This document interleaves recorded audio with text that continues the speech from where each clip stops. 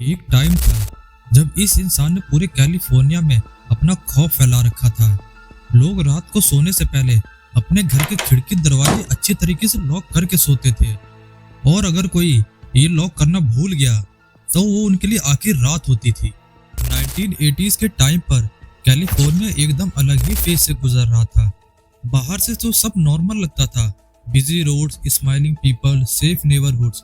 लेकिन जैसे ही रात होती वही शहर बिल्कुल बदल ही जाता था।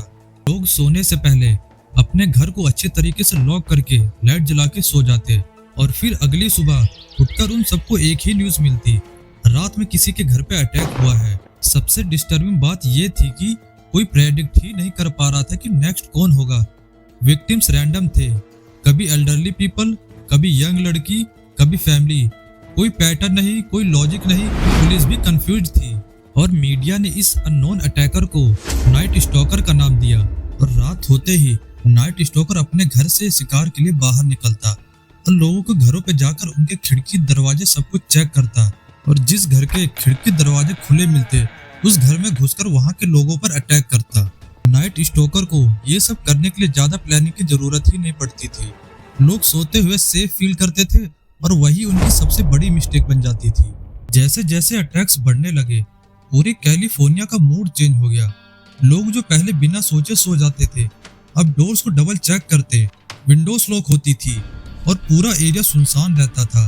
रात में कोई सी भी आवाज लोगों को डरा देती थी। पुलिस के लिए सबसे बड़ी प्रॉब्लम यह थी कि नाइट स्टॉकर का कोई फिक्स मेथड ही नहीं था, कभी चाकू तो कभी गन। इन सब वजह से ही नाइट स्टॉकर काफी समय तक पुलिस से एक स्टेप आगे था। लेकिन हर क्रिमिनल एक ना एक दिन मिस्टेक करता ही है। एक इंसिडेंट में एक विक्टिम जिंदा बच गई। उसने हिम्मत करके अटैकर का फेस याद रखा और वही फेस पुलिस के लिए गेम चेंजर बन गई।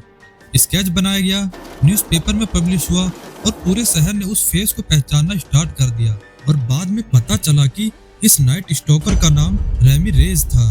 और फिर अगस्त 1985 में रैमिरेज एक पब्लिक प्लेस पर घूम रहा था। शायद उसे लगा सब कुछ नॉर्मल है, लेकिन इस बार पूरा शहर रेडी था। लोगों ने उसके फेस को स्केच से मैच करके उसको पकड़ लिया और उसे खूब मारा। फाइनली पुलिस आई और नाइट स्टॉकर अरेस्ट हो गया। कोर्ट में रैमिरेज का बिहेवियर एकदम शॉकिंग था। वो सीरियस लग ही नहीं रहा था, जैसे कि उसे अपने किए हुए क्राइम का कोई पछतावा ही नहीं था। फिर 1985 में कोर्ट ने रैमिरेज को फांसी की सजा सुनाई।